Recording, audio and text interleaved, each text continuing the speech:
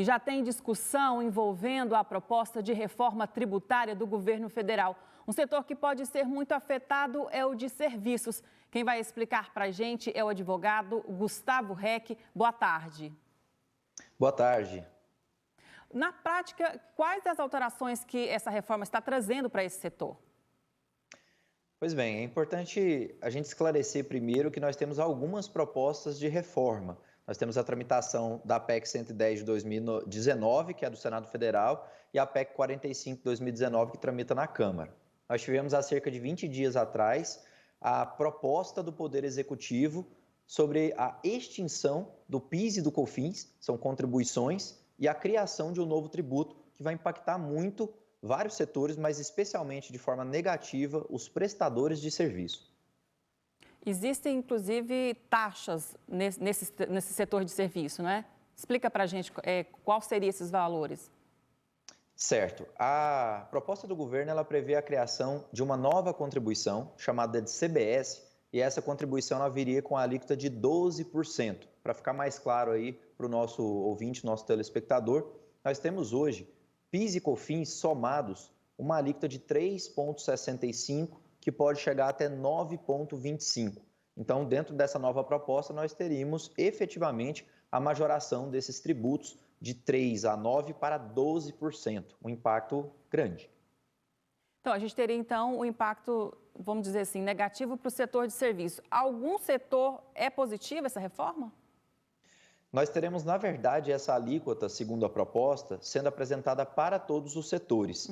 Mas a diferença é que o setor industrial, por exemplo, ele pode se creditar e ele pode se utilizar de determinadas despesas para abater o tributo dele. A prestadora de serviço, o prestador de serviço de maneira geral, ele não tem custo operacional. O que isso quer dizer? Que dentro desse valor que ele poderia deduzir do tributo, o custo dele é praticamente congente, é diferente de uma indústria, que ela pode abater, por exemplo, a matéria-prima dela. Ô, Gustavo, e essa reforma acontece em várias etapas, né? Quais seriam os próximos passos aí?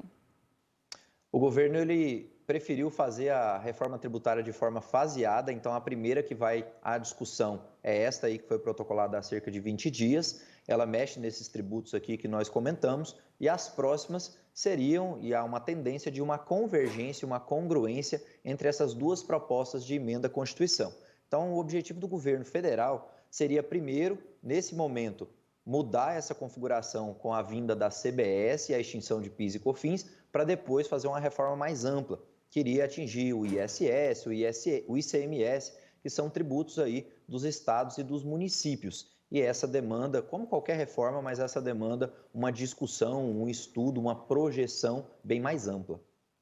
Quando a gente fala em reforma, a gente pensa em atualização, em melhorias. Já pode ser apontado quais seriam os pontos positivos com essa reforma?